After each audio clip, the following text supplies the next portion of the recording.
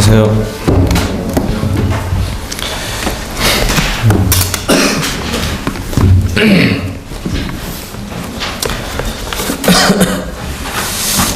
오늘 좀 형제 자매님들과 좀 말씀을 좀 나누길 원하는 것은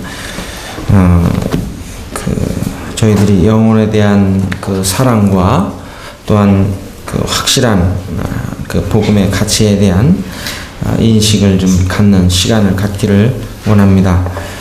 지난주에 그 내 문둥이 내 나병 환자가 사마리아 성을 구원할 수 있는 이 좋은 소식을 가지고 있었듯이 세상을 구원할 이 좋은 소식을 바로 구원받은 저와 여러분들이 가지고 계시다고 하는 사실을 마음 가운데 이렇게 두시면 좋겠습니다. 그렇습니까? 네, 여러분들이 세상을 구원할 수 있는 이 소식을 갖고 있다고 하는 것이 너무나 큰 감격이고 기쁨인 것을 알 수가 있습니다. 그런데 그 구원받은 이 형제 자매님들이 이 놀라운 소식을 마음속에만 담아두고 입술을 열어서 그 알지 못하는 사람들에게 이야기하지 않는다면 어떻게 되겠어요? 네?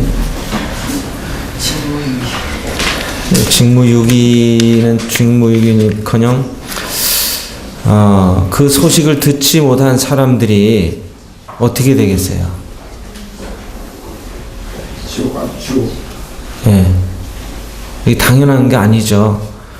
당연한 게 아니라 주님이 그 사람들을 심판하실 때에는 그 사람들의 죄에 대해서 묻겠지만 그 듣지 못한 이유에 대해서 주님이 물으실 때에는 누구를 심판하시겠어요? 바로 그들이 지옥 갈 수밖에 없었던, 듣지 못해서 지옥 갈 수밖에 없었던 그 이유에 대한 심판을 누구에게 물으시겠어요? 구원받은 하나님의 자녀들에게 물으신다는 거예요. 그래서 에스겔서에서도 보면 에스겔 선지자에게 에스겔 선지자를 통해서 말씀하실 때 파수꾼이 있어요. 파수꾼이 뭐죠? 그 성을 지키고 그 나라를 지키는 사람이잖아요. 지난번에 저희 북한에서 북한군 병사가 우리나라 초소 문 앞에서 문 두들기면서 그냥 여러 차례 왔다 갔다 했는데도 전혀 알지 못하고 있다가 나중에 CCTV를 통해서 밝혀지게 되자 온통 난리가 났었잖아요. 왜 그래요? 그 전방을 철책을 지키지 못하면 그 군인들뿐만 아니라 그 후방에 있는 국민의 생명까지 위태롭기 때문에 그 철책을 지키는 병사들은 사력을 다해서 졸음을 쫓아가면서 지켜야 되거든요. 근데 저도 전방에 이제 가본 경험이 있습니다만, 뭐 설마 넘어올까 하고서 자다가 낭패를 당하는 경우가 많은데, 그 에스겔 선지자를 통해서도 말씀하신 게 그거거든요. 파수꾼이 성을 지키지 아니하였을 때, 그래서 그 성이 멸망을 당할 때 그 책임을 하나님 물으신다 하는 거예요. 그렇다고 한다고 할 때 참 저희들이 복음 전할 줄을 몰라서 그랬어요. 이게 참 말이 안 될 것 같아요. 여러분 구원 받으셨나요? 구원 받으셨으면은 주님의 사랑을 아실 거 아니에요. 근데 이제 우리들이 그런 점에서 이제 이 복음을 좀 배우고 또 복음을 전하는 방법에 대해서 이제 제가 한 11월 한 달간 그 여러 면에서 좀 말씀을 드릴 텐데, 이 성경에서 나타난 이 복음의 이 진리들은 산발적으로 어떻게 보면 흩어져 있다고 봐야 돼요. 그래서 이러한 사실들을 우리들이 잘 요약해서 우리 마음 가운데 정리해서 우리가 어떤 영혼을 만나든지 간에 그 영혼들에게 이 복음을 전할 수 있는 이러한 그 능력, 이러한 실력, 이러한 지식을 가지고 있어야 되죠. 그건 이제 제 책임이죠. 그래서 우리 형제 자매님들께서 복음은 전하고 싶은데 복음을 어떻게 전할지 모르겠어요. 이렇게 하는 분들에게 오늘 이 영혼 구원을 위한 어떤 준비적인 차원에서 그런 면들을 좀 말씀을 좀 드리기를 원합니다. 먼저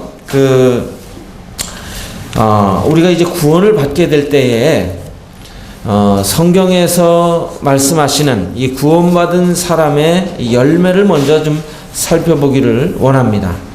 이것은 바로 내 삶에 내가 정말 구원받았는지 안 받았는지에 대한 테스트도 해볼 수 있는 시간이에요. 그래서 이 성경적인 그 열매를 통해서 우리들이 이 어떤 구도자를 만났을 때, 또 전도할 대상자를 만났을 때 그런 것들을 물어보면서 그들의 이 구원을 진단할 수가 있는 거죠. 그리고 조금 아까 말씀드린 대로 내가 정말 구원받은 자인가? 이 스스로 테스트 해볼 수 있는 시간인 거죠. 그런데 이 성경적인 열매를 이렇게 이 성경에서 말씀하실 때 그 참된 열매가 있고 이 거짓된 열매가 있다는 거예요. 예. 우리가 나무를 심으면 어때요? 나무에서 뭐가 열려요? 열매가 열려요. 예. 이거는 뭐 좋은 열매이든지 나쁜 열매이든지 심으면 나오는 거예요. 그렇기 때문에 우리가 이 교회를 다니는 이런 사람들을 보게 될 때 어떠한 열매든지 열리는데 이 구원받은 사람에게 나타나는 열매가 있고요. 또 구원받지 않은 사람들에게 나타나는 열매가 있어요. 나 구원받았다 해도 그 열매를 통해서 그 사람의 됨됨이, 그 사람의 정체성을 알 수 있는 거죠. 그래서 성경에 보면 이 올바른 그 열매, 이 참된 열매, 이 정말 하나님이 말씀하시는 그 열매를 맺기 위해서 우리들이 어떤 그 열매를 맺어야 되는가 하는 것을 말씀하고 있는 것을 우리들이 살펴볼 수 있습니다. 마태복음 7장에 보면 나더러 주여 주여 하는 자마다 다 천국에 들어갈 것이 아니요 오직 내 아버지 뜻대로 행하는 자라야 들어가리라 말씀하시잖아요. 그럼 내 아버지 뜻, 바로 이 성경적인 열매를 맺기 위해서는 반드시 수행해야 할, 통과해야 할 관문은 내 아버지 뜻이에요. 아버지 뜻대로 하지 않는 모든 행위는 아무리 선하고 아무리 고상하고 아무리 사람들이 볼 때 착하다 할지라도 그 열매는 꽝이에요. 이 마태복음 7장 21절 이하에 보세요. 내가 주님의 이름으로 선지자 노릇하고 주님의 이름으로 능력을 행하고 주님의 이름으로 방언하고 권능을 행치 아니하였나이까? 이렇게 막 주님 앞에 항변하잖아요. 반문하잖아요. 그때 주님 뭐라고 말씀하세요? 그때 뭐라고 그러셨죠, 주님이? 예, 불법을 행하는 자들아 나를 떠나가라 그러셨다고요. 주님이 분명히 뭐라고 말씀하신다고요? 불법을 행하는 자들아 그랬어요. 근데 그 사람은 뭐예요? 선지자 노릇하고, 오늘날 말하면 목사 노릇이래요. 선지자 노릇하고 권능을 행하고 귀신도 쫓아내고 이런 일들을 했음에도 불구하고 주님이 불법을 행하는 자들아 내게서 떠나가라 그러셨어요. 그러면은 우리 여기 귀신 쫓아내는 분 계세요? 또 선지자 노릇하는 분 계세요? 그 사람들보다 못한데 그럼 주님의 뜻이 뭐예요? 그런데 요한복음 6장 29절에 보면 주님의 일은 뭐냐? 주님의 일은 하나님이 보내신 그분을 신뢰하는 거예요. 그게 하나님이 우리를 향한 가장 큰 일이고 가장 합당한 일이라는 거예요. 자, 한번 보실까요? 요한복음 6장 29절입니다.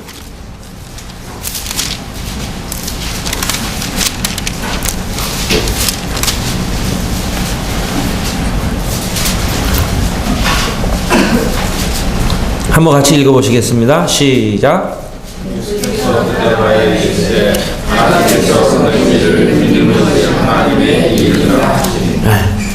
여러분들이 보실 때 이게 굉장히 쉬운 일 같죠. 근데 사실은 하나님을 떠난 이 사람들, 그리고 하나님을 알지 못하고 하나님을 찾지 못하는 사람들에게 있어서는 이게 참 쉽지 않은 거예요. 하나님 믿는 게 하나님 일이라는 거예요. 하나님 믿는다는 것은 뭐예요? 하나님을 전적으로 신뢰하는 것을 의미하는 거예요. 여러분, 하나님 신뢰하십니까? 지식적으로 믿는 거 말고요. 정말 하나님을 매 순간순간 우리 삶 속에 믿으면서 살아가고 계십니까? 그 다음에 40절 한번 보세요. 40절도 같이 한번 보시겠습니다. 시작.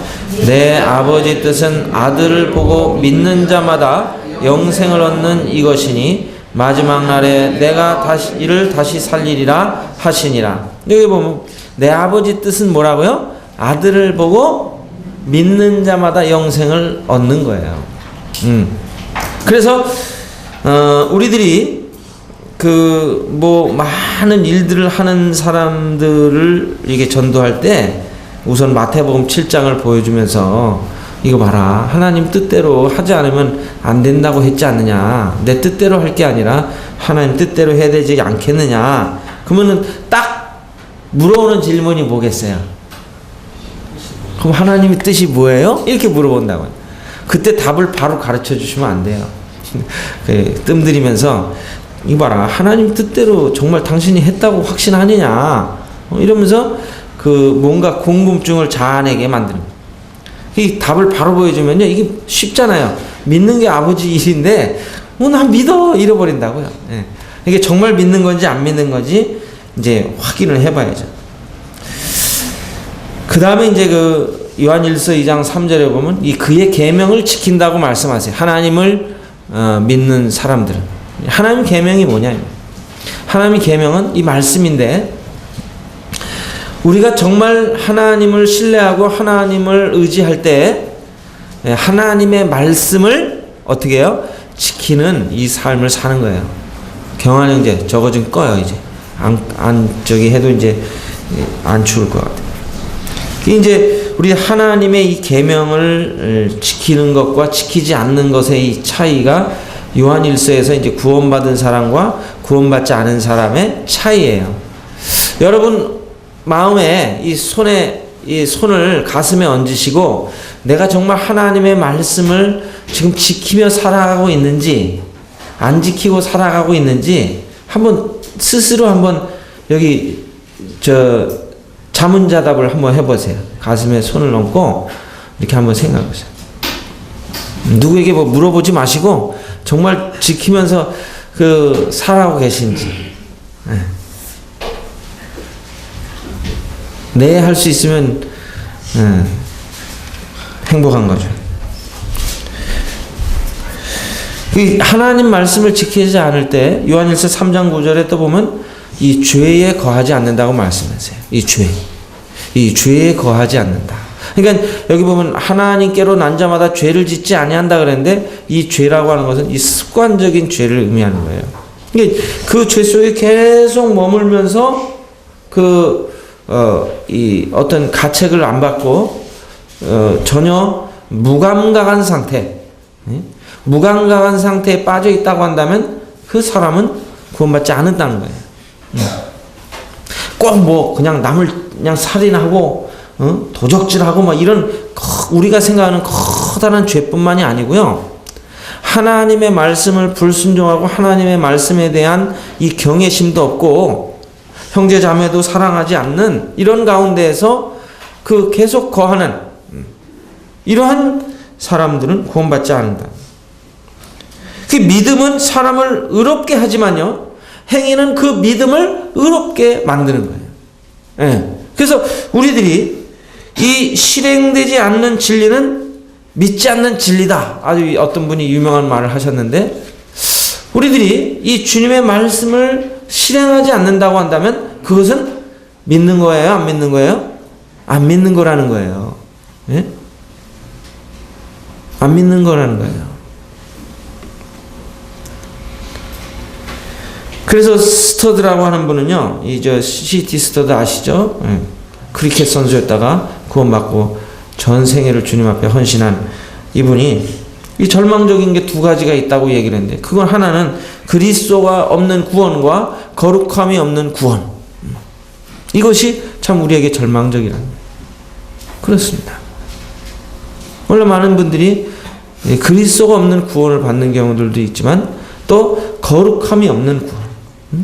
구원은 받았다고 입으로는 이야기하지만 삶에서 거룩함을 찾아볼 수 없는 이런 구원.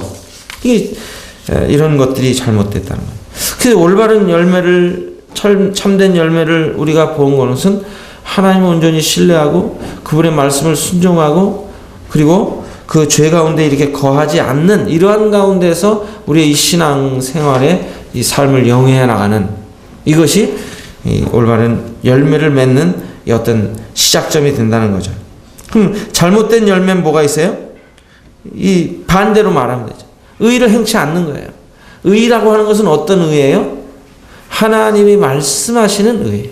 그러니까 구원받게 되면 나의 의로 살아가는 것이 아니라 하나님이 옳다 하시는 것. 이게 바른 의 아니겠어요? 하나님이 옳다 하시는 것.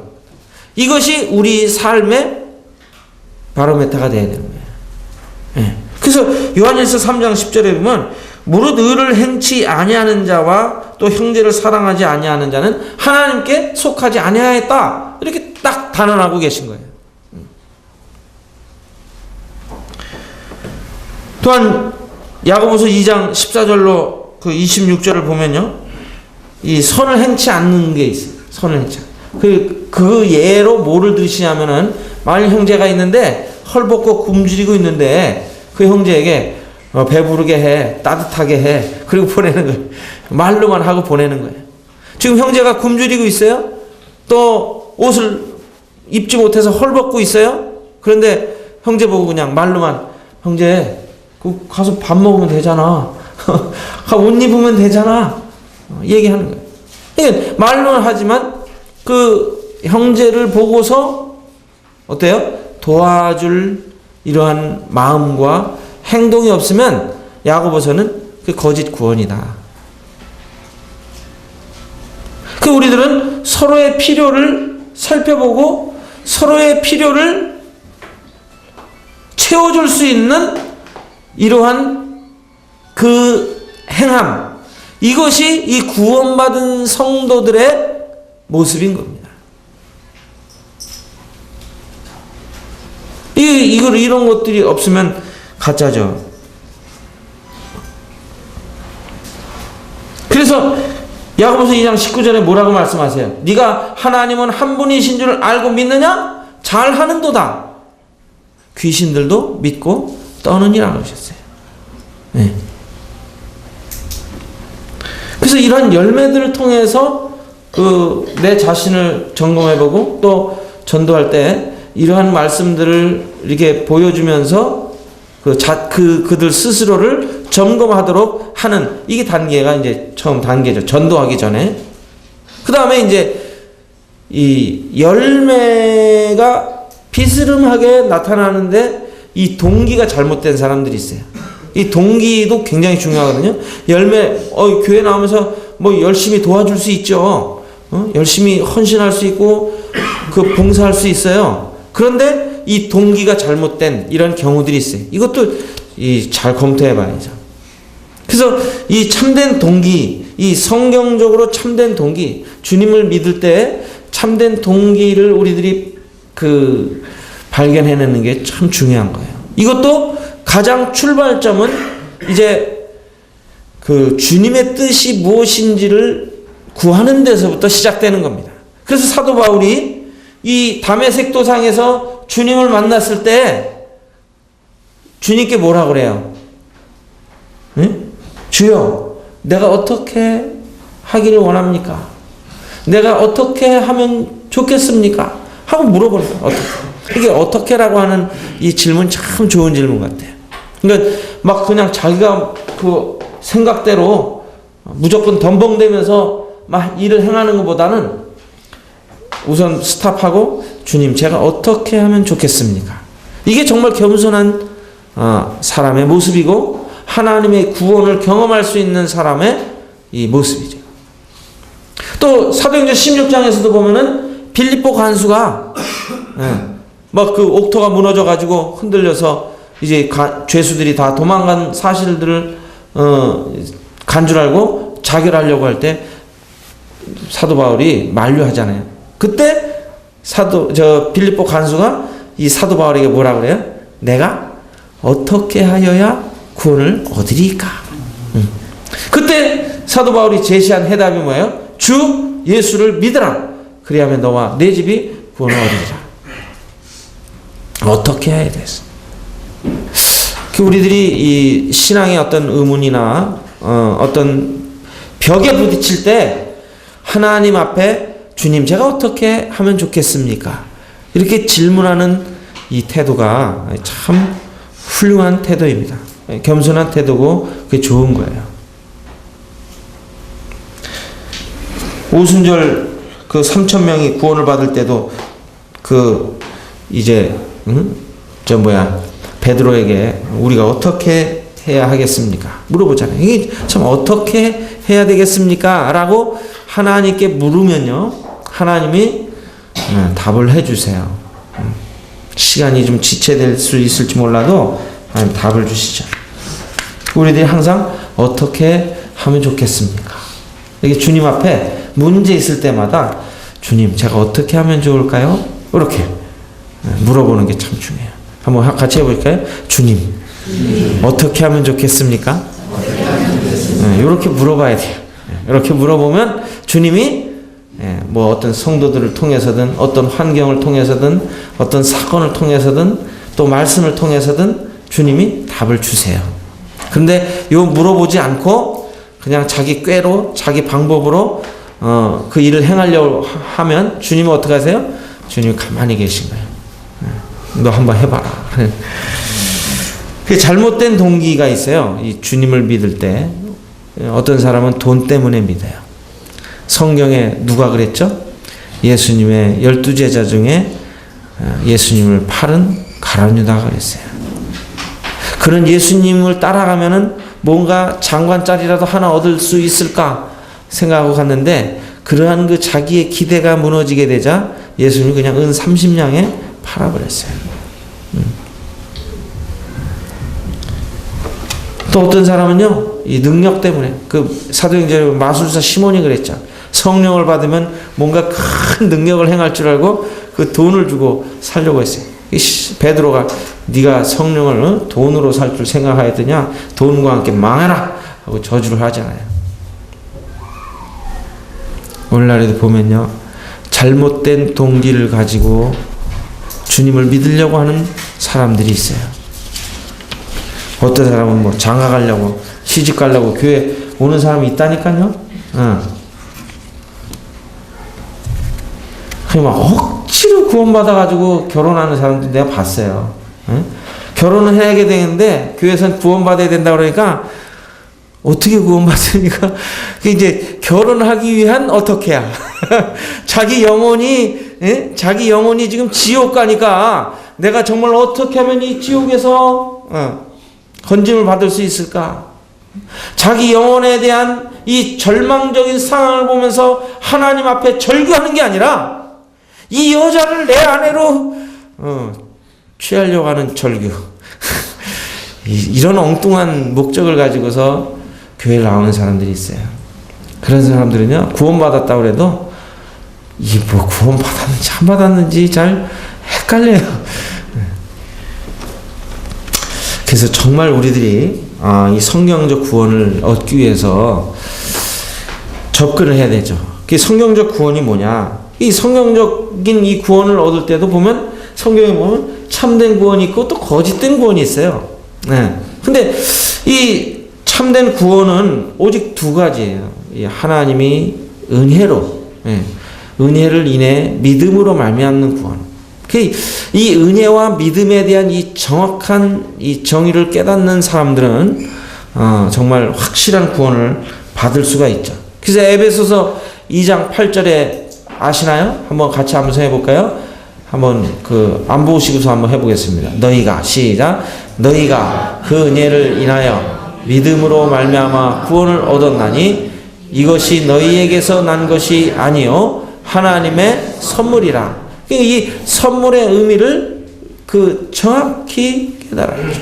어떤 사람은 내 선물 줄게 하고 선물 줘놓고서 마음에 안 드니까 선물 도로 내놔 이런다고요. 그럼 선물이에요, 아니에요? 선물 아니에요. 하나님의 이 구원을 그렇게 생각하는 거예요. 하나님이 구원을 어떻게 주셨어요? 선물로 주셨어요. 아까 우리 사회본 형제님이 하나님 보고 나왔다는데 잘 하시는 거예요. 우리가 쓰러지고 넘어지고 자빠지고 이렇게 해도 하나님이 너 잘못했지. 그 구원을 빼앗는 분이 아니라는 거예요. 근데 우리들은 하나님을 그렇게 생각을 해서 내가 잘못하면 하나님이 나의 구원을 빼앗을까 이렇게 생각을 하는 거죠. 우리 로마서 11장 6절 한번 보겠습니다. 로마서 11장 6절 보면 어떻게 반문하고 계신지를 말씀하고 계세요.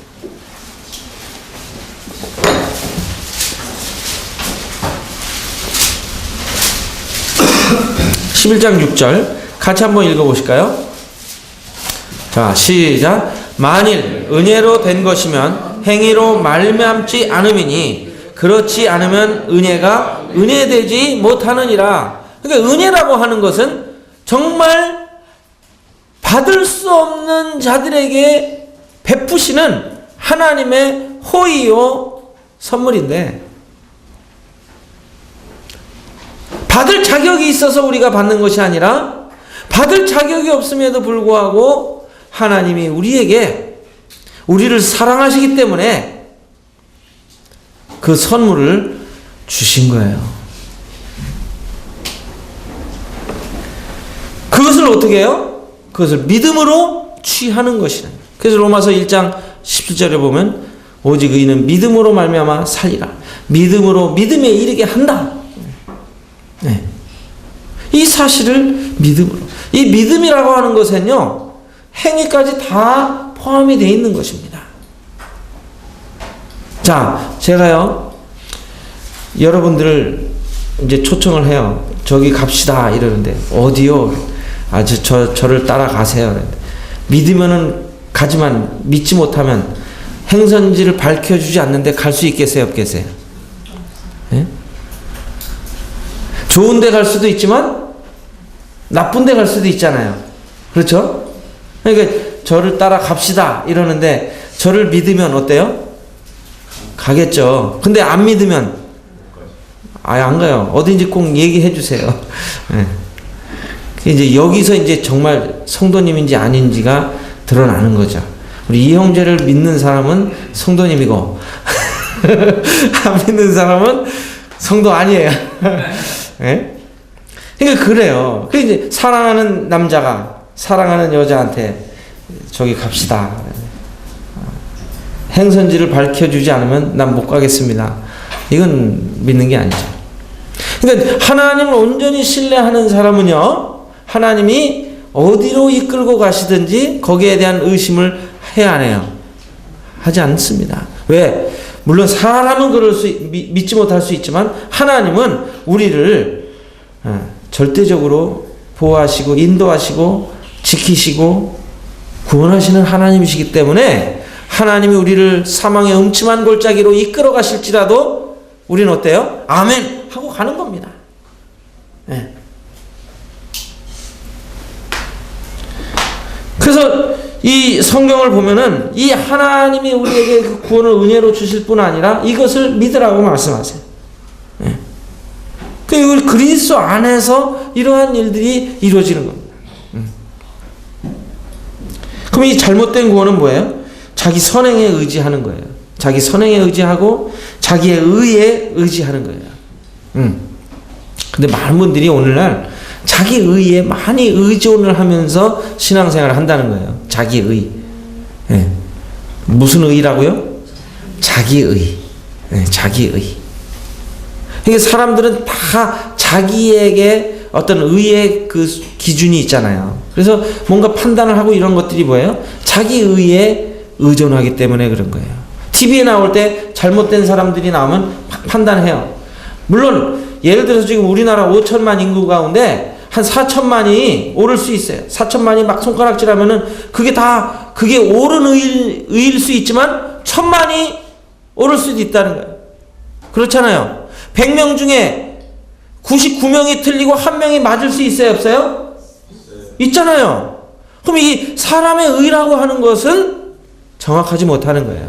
그러니까 자기 의를 가지고 뭔가 판단을 하고 구원을 받으려고 할 때에 이거는 잘못된 구원이 될 수 있는 거예요.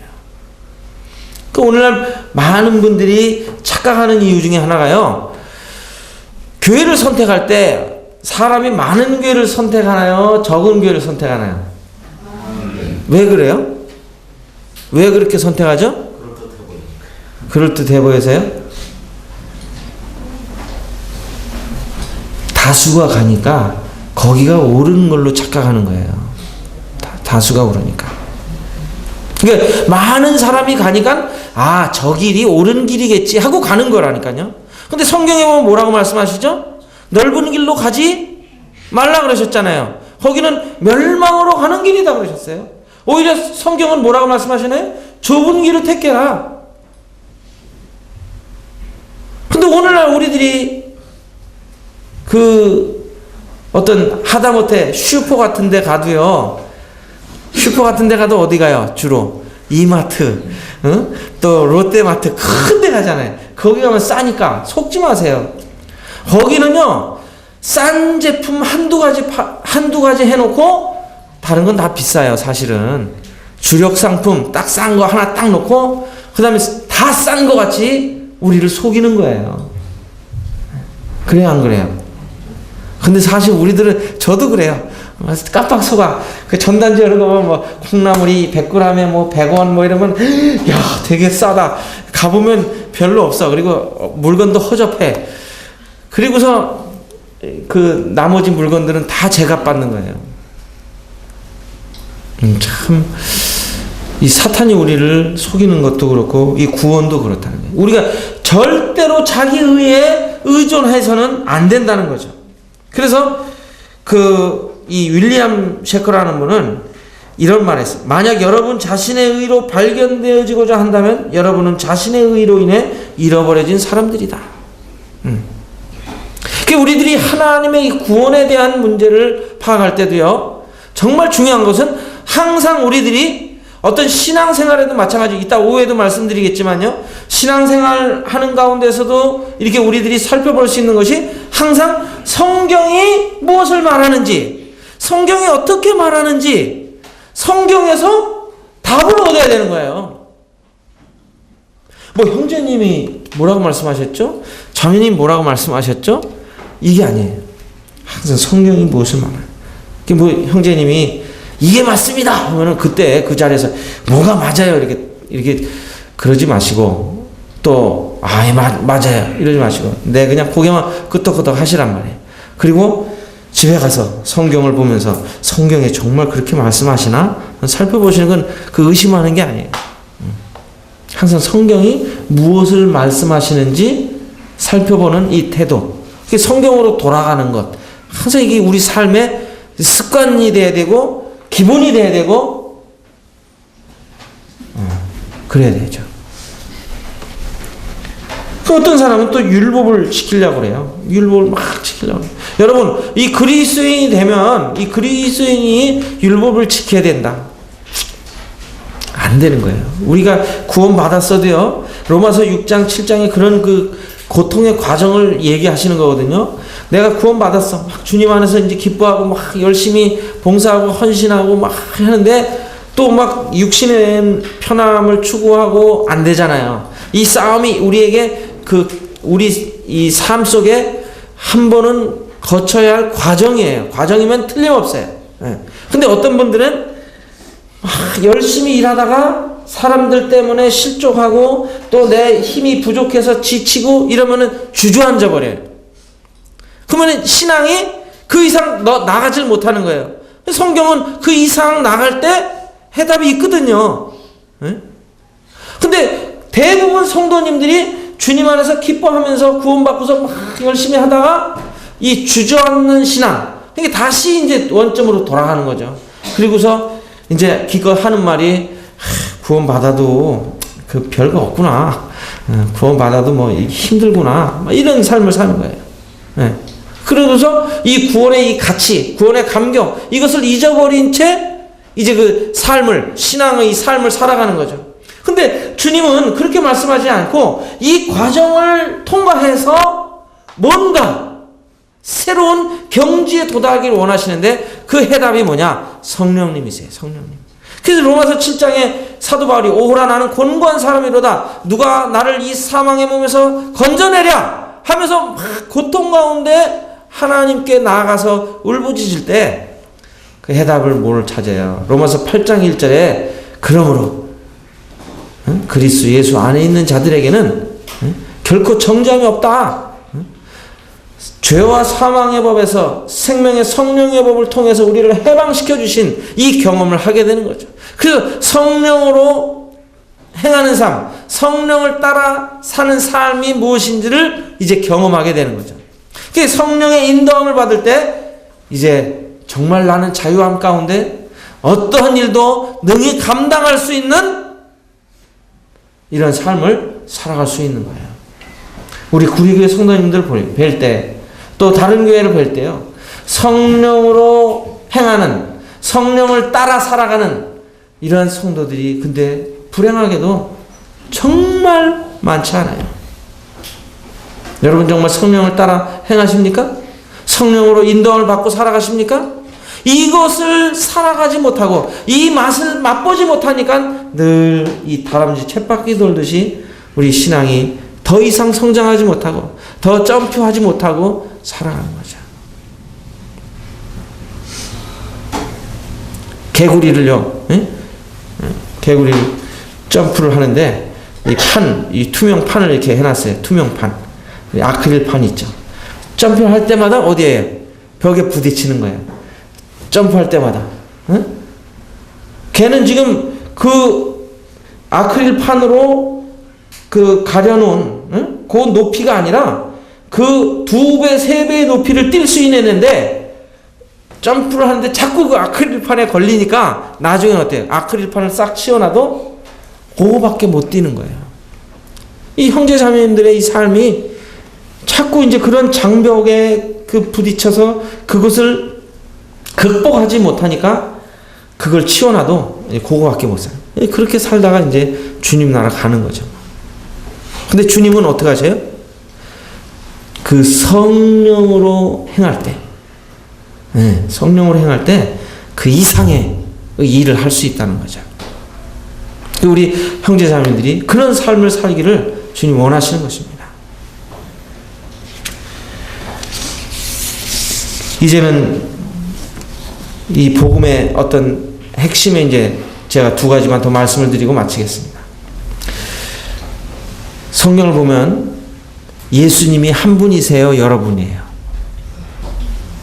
네?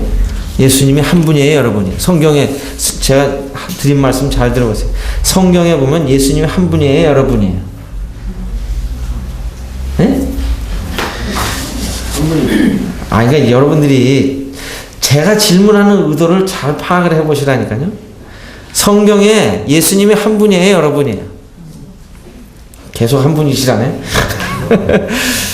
성경에 보면 여러 예수가 있어요. 그죠? 그래 안 그래요? 이제 이해가 되세요?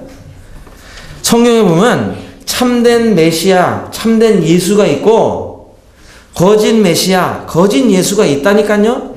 그래요 안 그래요? 이제 이해가 되시죠? 여기 마태복음 24장에 보면 주님이 이 마지막 때에 거짓 메시아, 거짓 예수가 출현할 것을 말씀하세요, 안 하세요? 하십니다. 근데 오늘날에 보면 거짓 메시아, 거짓 예수가 있어요, 없어요? 있어요. 안양가도 있고 저 어디가도 있고. 그 이제 몰몬교 같은 경우는 예수님을 많은 신들 가운데 하나의 신으로 이야기를 합니다. 지금 범신론 사상이죠. 또 여호와의 증인 같은 경우도 예수님을 천사장 미가엘로 이렇게 받아들여요.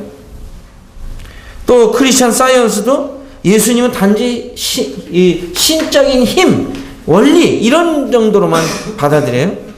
또 로마 카톨릭 같은 경우도 보면 예수님을 통해서 구원이 아니라 선행을 통해서 구원받는다고 가르칩니다. 그래서 7 성사가 있죠. 그래서 뭐 태어날 때 그 유아 세례부터 해서 미사에 참석해야 되고 또 고해 성사를 해야 되고 견진 성사, 종부 성사 해가지고 7가지 이 거룩한 그 일에 참여해야 구원받는다. 그것도 부족해서 이제 연옥에 떨어지면 어떻게 해요? 살아있는 사람들이 그를 위해서 기도해 주는 거예요. 그러면은 하나님이 그의 기도를 가여이 받아주셔서 연옥에서 천국으로 이끌어간다는 이 교리. 이 참 얼마나 황당한 거예요. 성경적이지 않은 거예요. 이 기독교계 안에서도요, 지금 거짓 그 메시아, 거짓 예수들이 출현해서 많은 사람을 지금 미혹해 하고 있잖아요.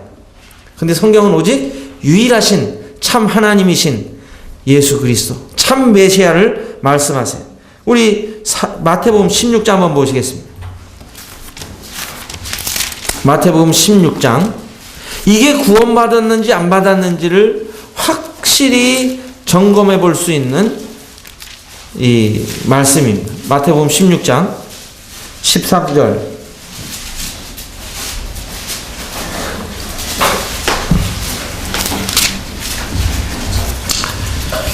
13절 제가 한번 읽겠습니다. 예수께서 빌립보 가이사랴 지방에 이르러 제자들에게 물어 이르시되 사람들이 인자를 누구라 하느냐? 이르되 더러는 세례 요한, 더러는 엘리야, 어떤 이는 예레미야나 선지자 중에 하나라 하나이다. 이르시되, 같이 한번 읽어보실까요? 15절 시작. 이르시되 너희는 나를 누구라 하느냐? 시몬 베드로가 대답하여 이르되 주는 그리스도시요 살아계신 하나님의 아들이시니이다. 자, 보세요. 너희는 나를 누구라 하느냐 할 때 베드로가 뭐라고 대답합니까? 주는 그리스도시요 살아계신 하나님의 아들이십니다. 그랬어요. 참 놀라운 고백이에요. 좌충우돌하는 이 베드로가 대답은 확실하게 했어요. 그런데 이 대답을 올바로 하게 한 분이 계신 거예요. 베드로가 잘나서 막 좌충우돌하다가 정확하게 정답 하나 어떻게 우연하게 맞은 것이 아니라 베드로가 이러한 대답을 하게 하신 분이 계신 거예요. 그 다음 절을 보세요. 17절 같이 한번 읽어보실까요? 시작. 예수께서 대답하여 이르시되 바요나 시모나 내가 복이 있도다. 이 일을 내게 알게 한 이는 혈육이 아니요 하늘에 계신 내 아버지시니라. 자, 보세요. 베드로의 잘남입니까? 또 주변에서 베드로에게 그 예수님이 누구시라고 하는 것을 가르쳐준 때문입니까? 아닙니다. 이것을 알게 하신 분은 누구시라고요? 아버지시요. 이것이 뭐예요? 이것이 뭐죠? 그리스도의 신성. 오늘날 이단들도 예수님 믿어요, 안 믿어요? 다 믿어요. 그런데 예수님을 지금 보신 대로 뭐 신들 가운데 하나라든지 또 천사장 미가엘이라든지 또 뭐 어떤 신적인 힘, 원리 중에 하나라든지 그리고 선지자 중에 하나라든지 이런 식으로 믿는 거죠. 예수님을 다 믿긴 믿는데 어떤 예수님을 안 믿는 거예요? 지금 베드로가 고백한 주는 그리스도시요 살아계신 하나님의 아들. 이 그리스도의 신성을 부정하는 겁니다. 근데 이것을 믿게 하는 분은 누구세요? 나의 어떤 지식, 나의 학력, 나의 어떤 똑똑함이 아니라 아버지 하나님이 깨닫게 하셔야 돼요. 초자연적인 계시가 없으면 이것을 깨닫지 못하는 것입니다. 그게 구원받은 게요, 보통 일이 아닌 거예요. 구원받는다고 하는 것은 정말 하나님이 개입하지 아니하시면 이루어질 수 없는 하나님의 역사요, 하나님의 일입니다. 우리들이 예배 시간에 주님 감사합니다, 주님 그리스도시고 하나님의 아들이십니다 하면서 찬양하고 영광을 돌리는데 이게 보통 일이 아닌 거예요. 이게 우리 입으로 하는 것 같지만 사실 우리 마음 가운데 역사하시는 하나님의 성령님의 일이라는 거예요. 성령님이 이걸 조명해 주시잖아요. 전에는 몰랐는데 주님을 그냥 단순히 역사적 인물로 그냥 이 역사 속에 나타난 사람으로 알았는데, 아, 그분이 이제 하나님이구나. 그 요한복음이 그걸 말씀하시는 거 아니에요. 우리가 그걸 보았다. 우리가 그분을 보았는데 그분 누구다?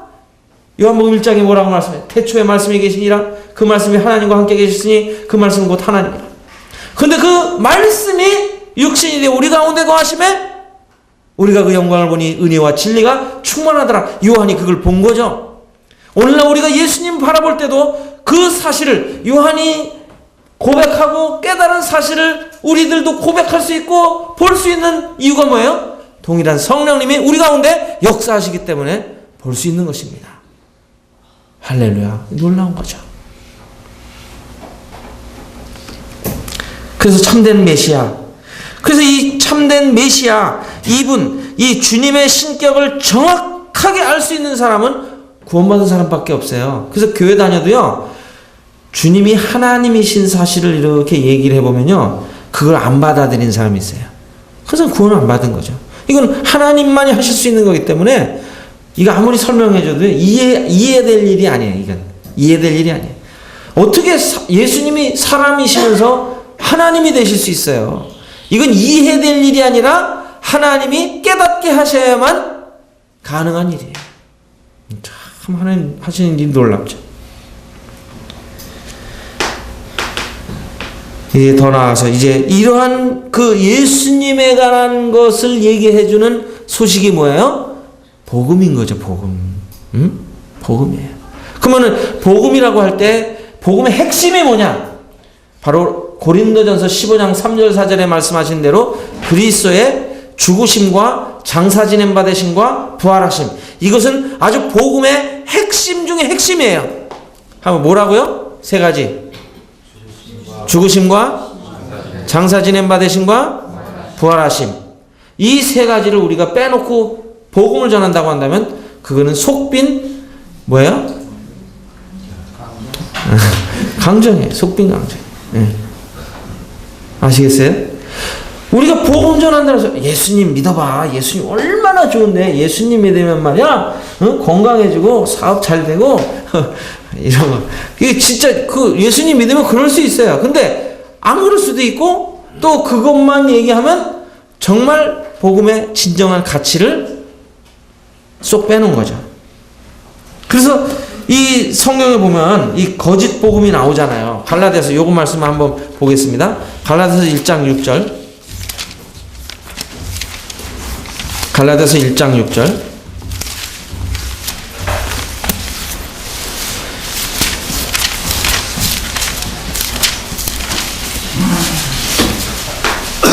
한번 같이 읽어보겠습니다. 1장 6절로 9절까지 시작.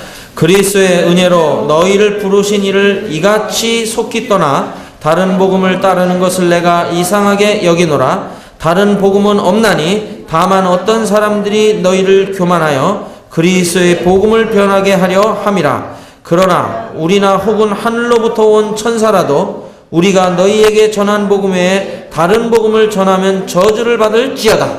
네. 여기 보면 이 다른 복음이 나오죠. 다른 복음은 어떤 복음이에요? 여기 이 사람들이 복음을 전할 때, 이 거짓 교사들이 교회를 들어와서 전할 때 뭐 그냥 엉뚱한 얘기 했을까요? 그렇지 않습니다.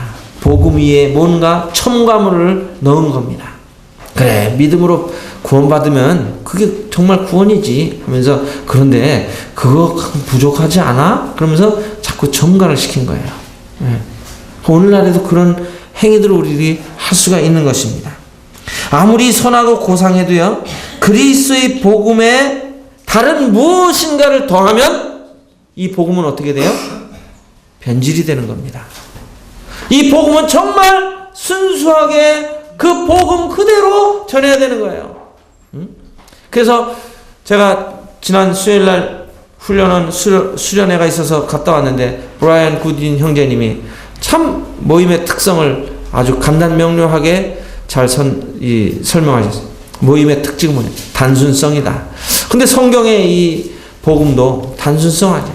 그 이손 형제님 그 전도하시는 걸 보면요, 정말 어떨 때는 싱겁다고 느껴질 정도로 단순하셔요. 단순하셔요. 그냥 말씀 그대로 읽어주시고 믿어요. 믿어요. 단순해요. 근데 우리나라 지금 복음 전하는 거 보면 너무 가짜들이 많으니까 여기 쳤다가 저기 쳤다가 막 여기저기 치면서 막 이렇게 들렀고 막 다시 없고 막 이래가지고 하는데 정말 단순하시. 근데 성경의 복음도 마찬가지. 우리들이요, 침례를 받은 게 구원받은 겁니까? 네? 침례를 받아서 구원받았어요? 저 보세요, 여기 학생들도.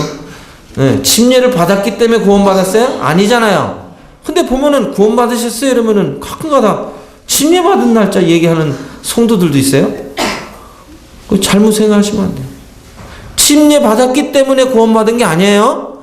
구원받았기 때문에 침례 받는 거지. 다시 한번 저를 따라서 해보세요. 현빈아, 저를 따라 해보세요. 침례 받았기 때문에 구원받은 게 아니다. 하나 따라해. 구원받았기 때문에 침례 받는 거다. 여기 있는 분은 이제 하늘나라 가서, 구리교회는요, 침례 받으면 구원받았다고 그랬어요. 그런 말 이제 절대 못 하셔요. 이거 정말 중요해요. 이거 우리가 아는 것 같은데 이상하게 성도님들도 때려보면 구원받은 얘기하면은 침례받은 날짜를 얘기를 하셔요. 저 침례 언제 받았어요? 누가 침례받은 날짜 물어봤어요? 구원받은 날짜 물어봤지? 또 어떤 분은요, 이렇게 주일 지키는 거, 이런 거. 또 어떤 분은 막 전도를 막 열심히 하면 뭔가 이렇게 하나님 나라 갈 수 있다고 생각하고. 그리고 이 교회 안에서도 마찬가지예요. 교회 안에서도요, 성도님들이 다 각양 그 채색옷과 같이 다양해요. 신앙의 어떤 모습들이. 그래서 그런 것들을 너무나 간섭하고 너무나 질타해버리면 문제가 생겨요. 그래서 정말 그 주님의 사랑으로 그런 것들을 다 받고 일일이 하나하나 지적하기 시작하면요, 제가 여러분들 다 지적하면요, 여기 남아 계실 분 한 분도 없어요. 응? 제가 어떨 때 보면 형제님들, 자매님들 말씀 교제 하시는데 정말 말도 안 되는 분별을 얘기하실 때도 있다니까요. 근데 그걸 제가 여기까지 막 올라오는데 참는 거예요. 근데 저도 그랬어요, 사실은. 저도 말씀을 잘 모를 때는 엉뚜당뚜 하는 말 하고 그랬어요. 근데 그 먼저 되신 형제님들이 여기까지 나왔는데 참아주셔가지고 제가 여기 지금 생존해 있는 거죠. 그러니까 우리가요, 참 초보일 때는 정말 말도 안 되는 말이에요. 어떨 땐 정말 심각하게 문제가 되는 이 교리적인 문제로 그 잘못된 말을 할 때도 있어요. 근데 그걸 제가 쫓아다니면서 일일이 다 얘기해드리면 여기 남아 계실 분 아무도 안 계시죠. 근데 그러한 것들을 교리화시키고 그 주장을 하고 그것을 그냥 진리처럼 얘기할 때 이제 고통받는 거죠. 지금 폐쇄적인 모임에 우리 형제님들 가운데 어떤 분들은 막 자매님들이 그냥 치마를 복숭아뼈까지 입어야 되고, 물론 자매님들이 참 그 자매다운 모습, 머리를 이렇게 단정하게 기르고 좋은데 그걸 어떤 제도화 시켜서 그걸 법같이 이렇게 해가지고 안 하면 이제 뭐 큰일이 일어나는 것처럼 심각한 거죠. 이게 시간이 지나가면 지나갈수록 그게 이제 첨가물이 되는 거예요. 그래서 우리들은 이 단순한 복음, 이 참된 복음은 뭐다? 세 가지 가장 중요한 핵심을 잊어버리지 않으면 돼요. 그리스도의 죽으심, 장사지냄 받으심, 부활하심, 사흘 만에 다시 살아나심. 이 복음의 핵심을 우리가 강조할 뿐만 아니라 이것을 굳세게 증거해야 하는 것이죠. 그래서 우리들이 이러한 우리의 이 복음을 늘 점검해 봐야 돼. 내가 전하는 이 복음이 잘못된 것이 아닌가. 그래서 이 다른 복음이 아닌 참된 복음을 증거하는 일에 정말 우리들이 목숨 걸고 우리의 삶을 드리고 헌신하고 하나님 앞에 영광 돌리는 이런 삶이 되어야 마땅할 것입니다. 그래서 한 시간 듣고 뭐 복음을 쫙 유창하게 전하실 수 있다고 믿지는 않습니다만 이런 걸 꾸준히 들으시면 이렇게 하나님 말씀을 통해서 우리들이 요약 정리하고, 제가 오늘 말씀드린 그 구절만이라도요 숙지하고 계시고 잘 묵상하시면 영혼들 인도하는데 굉장히 도움이 됩니다. 그래서 오후 시간에는 이제 이 현대인들에게 어떻게 전도할 것인가 이런 것들을 좀 구체적인 이런 이야기들을 말씀을 드릴 테니까 가급적 가지 마시고 이렇게 들어보시면 좋겠습니다. 아무튼 정말 중요한 것은 이 마지막 시대에 이 세상을 구원할 수 있는 이 기쁜 소식을 가지고 있는 사람이 누구다? 누구다? 나요, 우리입니다. 그래서 우리들이 입을 다물고 있으면 세상은 그냥 멸망 가운데 그냥 간다고 하는 것입니다. 그래서 내가 지금 빈궁에 처해 있든지 부여에 처해 있든지 건강하든지 병들었든지 또 어리든지 나이가 많든지 입을 열어서 내가 얻은 그 구원, 내가 가지고 있는 이 기쁜 소식, 이것을 입을 열어서 주변에 있는 사람들에게 증거해야 할 것입니다. 훌륭한 수련원 이야기를 잠깐 드리면 그 돈 니콜스 할아버지라고 계세요. 그분이 지금 92이신데 이제 거의 기력이 쇠하셔가지고 이제 소천 하실 때가 얼마 안 남았어요. 92. 근데 이제 이 병원에 계신데 이제 진짜 그냥 그 산소호흡기 꽂으시고 소천하실 것 같아가지고 이제 이 가족들한테 다 연락을 해갖고 해외에 이제 가족들이 있어가지고 거긴 또 다 불러모았어요. 그래갖고 병원에 이제 대기하고 있어요. 이제 아버님이 돌아가실 거를 이제 기대하는 건 아니지만 하여튼 돌아가실 줄 알고 기다리고 있는데 이분이 그 다음 그래도 이제 훈련원에서도 돌아가실 걸 알고 이제 그 소식을 듣고 이제 슬라이드를 보여주면서 그 병상에 이제 누워 계신 거 이렇게 다 찍어서 보여드렸어요. 근데 그 다음날 우리 그 이혁영 형제님이 이제 얘기하시기를 산소호흡기를 떼시고 다시 이렇게 살아나셨어요. 이게 이제 회복이 되셨어요. 그래가지고 그 92 잡수신 노인네가 그 간호사들을 불러가지고 아침에 그 간호사들을 불러가지고 이리 와라 이래가지고 성경책 펴놓고 큐티하면서 하나님 말씀 전하셨대요. 그걸 들으면서 제가 이야 참 정말 그 하나님 앞에 경건한 분은 죽음을 앞에 두고서도 그 영혼들을 사랑하시는구나 이 생각이 드는 거예요. 그러니까 92 잡수신 분이 말을 해도 얼마나 근데 이렇게 보니까 산소호흡기 떼셨는데 또 멀쩡하셔요. 근데 그분이 하여튼 아침에 그 간호사들을 불러다가 복음을 전하셨대. 그래서 참 그리스도인의 삶이 이런 거로구나. 참 이렇게 멋지구나. 멋지지 않으세요? 네? 참 우리 그리스도인들에게 죽는 게 아니라니까요. 죽으면 어디 가요? 천국 가잖아요. 그 소망이 있으니까 정말 죽음 앞에 두고서도 저 살아있고 젊은 이 간호사들이 불쌍하게 보이는 거예요. 참, 저 그 돈 형제님 그 사진으로만 이렇게 모습 뵀지만, 정말 나도 저렇게 좀 늙어야겠다. 응? 나도 정말 죽을 때까지 저렇게 살다가 가야겠다. 이 생각이 드는 거예요. 네. 여러분, 내가 가지고 있는 이 기쁜 소식이요. 과소평가하지 마시기 바랍니다. 내가 가지고 있는 이 복음, 이게 보통 복음이 아닌 거예요. 이 기쁜 소식을 우리 입을 열어 이야기합시다. 우선은 가까운 데 있는 사람부터.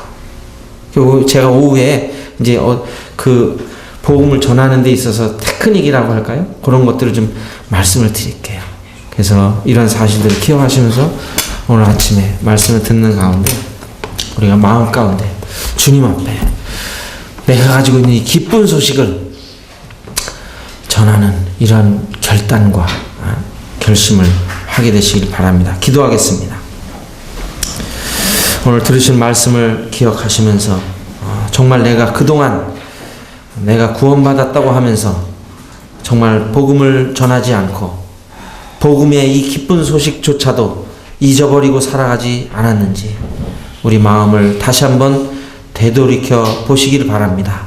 그리고 다시 한번 복음의 감격에 빠질 뿐 아니라 이 복음을 참 가까운 데 있는 가족들, 친척들, 또 친구들에게 전하는 이러한 시작점이 되기를 바라는 마음이 있습니다. 아버지 하나님, 내 나병 환자들이 그 기쁜 소식을 자기들만 알지 아니하고 굶어서 죽어가는 사마리아 자기들 동족들에게 알림으로 그 사마리아 성이 기근해서 이제 해방되었듯이 이제 영원히 죽을 수밖에 없는 영혼들이 지금 저 세상에 수없이 많이 걸어다니고 있는데 참 영원히 구원받을 수 있는 이 놀라운 복음을 깨달은 저희들이 입을 다물고 있지 않게 하여 주시고 내 나병 환자들 같이 참 이 기쁜 소식을 알려줄 수 있는 이러한 구원의 감격을 저희들 회복시켜 주시고 저희의 심령에 참 불꽃처럼 일어날 수 있도록 인도하여 주시옵소서. 주께 모든 것을 아뢰오며 예수님 이름으로 기도하였습니다. 아멘.